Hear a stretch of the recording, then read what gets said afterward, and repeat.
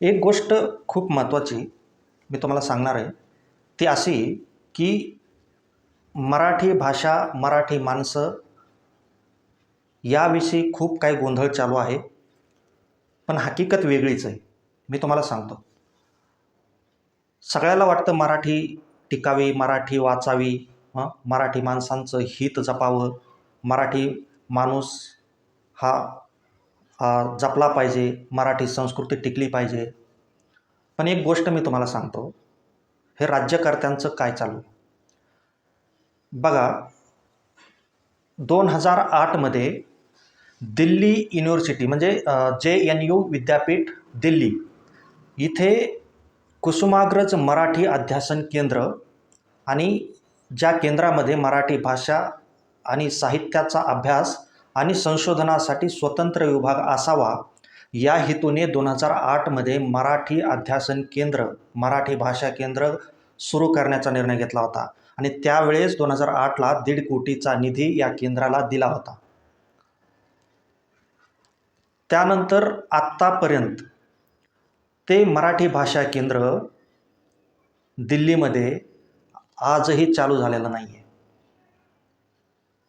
17 वर्ष झाले, बरोबर. आता 1.5 कोटीचा निधी राज्य सरकारने दिला, पण त्याचं पुढे काय झालं हे त्या JNU विद्यापीठालाही माहिती नाही आणि राज्य सरकारलाही माहिती नाही. त्यामुळे ते मराठी भाषा केंद्र JNU विद्यापीठामध्ये चालू झालेलं नाही.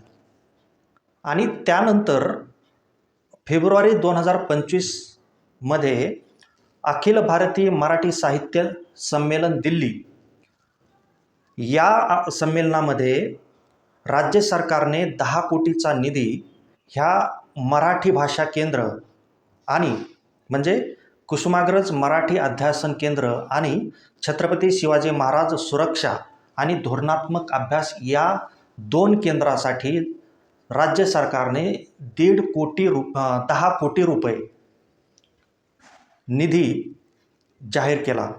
पण आज 6-7 महिने झालेत, अजूनही राज्य सरकारने तो निधी JNU विद्यापीठाला वर्ग केलेला नाही.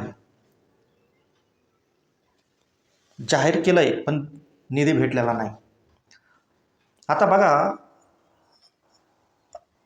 महाराष्ट्र सरकारची गंमत आहे, म्हणजे त्यांना नेमकं करायचंय काय हेच कळत नाही. मागच्या 6 वर्षापासून फक्त मुंबईमध्ये, महाराष्ट्र सोडून द्या, फक्त मुंबईमध्ये 39 मराठी शाळा बंद झाल्यात. ही माहिती शिक्षण मंत्री दादा भुसे यांनी विधान परिषदेमध्ये दिली. आता विचार करा, मराठी भाषा केंद्रासाठी निधी मिळत नाही, राज्यामध्ये मराठी शाळा बंद होत आहेत आणि वरतून राज्य सरकारला हिंदी ही तिसरी भाषा म्हणून महाराष्ट्रामध्ये लागू करायची. यावरून सरकारची मानसिकता लक्षात घ्या. हिंदी भाषिक राज्यामध्ये म्हणजे दिल्लीमध्ये साधं एक मराठी भाषा केंद्राला निधी भेटत नाही हो. 17 वर्ष झालं ते कुसुमाग्रज मराठी अध्यासन केंद्र चालूच झालं नाही, त्याच्यासाठी निधी भेटत नाही. राज्य सरकारसाठी 10 कोटी खूप मोठी अमाऊंट नाही आहे. त्याच्यासाठी फक्त इच्छाशक्ती राज्य सरकारमध्ये नाही, फक्त निधीचा घोषणा केली. त्याच्यासाठी इच्छाशक्तीच नाही आहे. आणि इकडे मराठीचे आम्ही पालक आहोत, मराठी भाषा टिकली पाहिजे, मराठी संस्कृती टिकली पाहिजे, वरतून हिंदी भाषा लागू करायची, ही मानसिकता राज्य सरकारची आहे. आता हिंदी भाषा लागू करायची का नाही करायची हे त्यांचा निर्णय. पण हिंदी न शिकता, हिंदी ही तिसरी भाषा कंपल्सरी नसताना सुद्धा महाराष्ट्रातील प्रत्येक माणूस हा हिंदी बोलतोच. व्यवहारापुरते का होईना प्रत्येक माणूस हिंदी बोलतो, कंपल्सरी नसताना सुद्धा. पण ह्यांना कंपल्सरी का करायचं आहे हे डोक्याच्या पलीकडचा भाग आहे. पण हिंदी जर कंपल्सरी झालीच तर फक्त विद्यार्थ्याच्या डोक्याचा बोज वाढणार आहे, एवढं मात्र नक्की. आता मुख्यमंत्र्यांचा आणि सरकारचा विरोध इंग्लिशला आहे. त्यांचं म्हणणं आहे की हिंदी ही हिंदूंची भाषा आहे आणि इंग्लिश ही भाषा आपल्या भारतामध्ये नको. अमित शहा पण बोलले की जे लोक इंग्लिश बोलतील त्यांना लाज वाटेल. आता याच्या पाठीमागचा काय उद्देश आहे तेच जाणव. अरे पण रिसर्च, सायन्स, टेक्नॉलॉजी सगळे जे काही शोध लागत आहेत ते इंग्लिशमध्ये लागत आहेत, बाहेरच्या देशामध्ये लागत आहेत. कुठला शोध हिंदीमध्ये लागला आहे? इथले जे लोक आहेत हिंदी लोक ते बाहेरच्या देशात जाऊन रिसर्च करतायत. फक्त हिंदी बोलून सायंटिस्ट कोणी बनतं का? नाही बनणार ना. किंवा हिंदी इथे कंपल्सरी करून सायंटिस्ट बनणार आहेत का? नाही. आतापर्यंत ह्या लोकांनी फक्त पाखंडी लोक तयार केलेत, याच्या व्यतिरिक्त काही केलेलं नाही.